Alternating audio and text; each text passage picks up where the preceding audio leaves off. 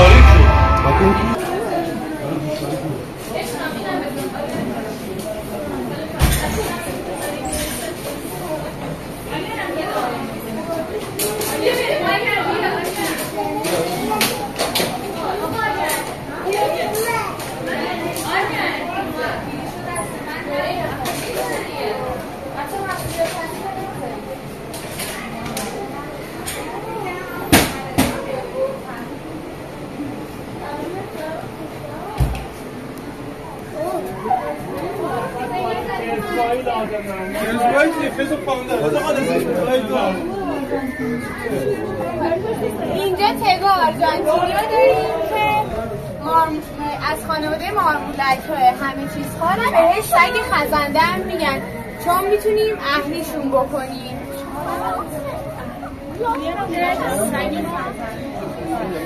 فقط یک هم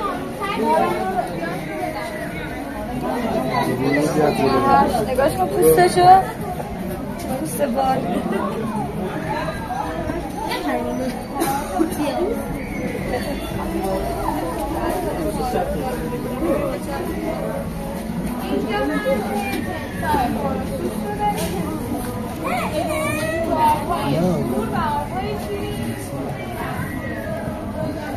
مرده؟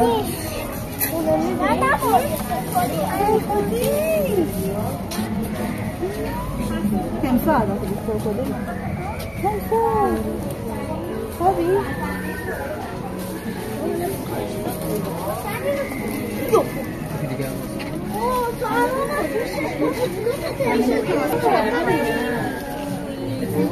که این ریشش زهردار نیستش و تومش رو این لاکوش در واقع بهش لاکوش همیشه باید توی خودم باشه. اینجا هم واقعی نره آفریقایی بزرگیش و تقریبا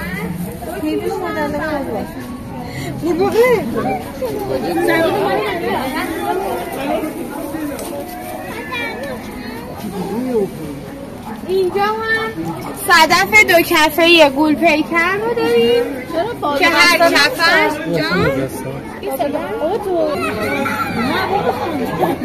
هر کفش به 2 متر هم میرسه و اینکه ته اقیانوس زندگی میکنن. بله این ماکته، ولی تاکسیدرمیش رو تو قسمت تاکسیدرمی داریم.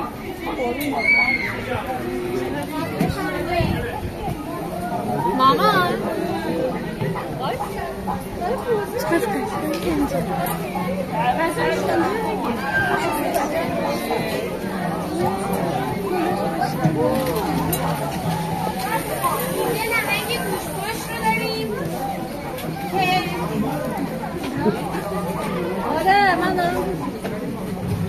نهنگ گوشت‌پشت مثل ما انسان ها یا بقیه موجودات پستان داره.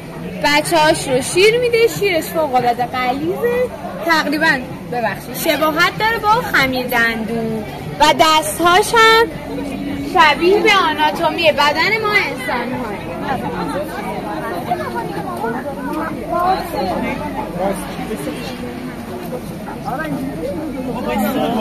این هم لاک پشت چرمیه که بخاطر این که لاکش شبیه به چرمی بهش پشت چرمی میگن.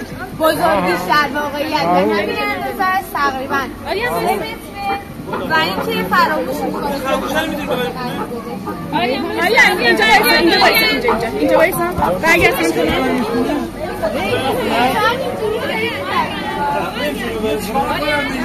من صاحب گروه هم نبرم بذار ببرم خانم باید با شما بیاد بفرم اگه اجازه بدین نه تو سر من بذاریم من نمیدونم ویل کرده بودی من اینجا مونده رفتم نکنه بایدونم دارم نمیخوایی بدونی پلاتیپوس چیه؟ پلاتیپوس اینه پلاتیپوس ها میشه اکسنده یا قمر بنیاش علی بیا سالمه علی زندت ناموسه علی یک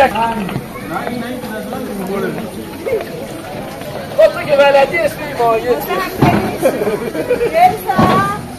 اسمی مایه اسمی مایه کجاست دیگره خدا نکنه باید بریم بعد من تو چرا پول داری میبری مردم نیستی خب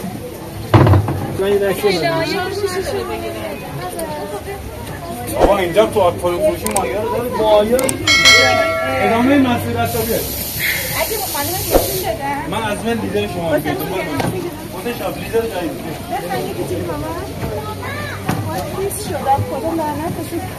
علی آب میاد بالا لحظه بیایید نمار شد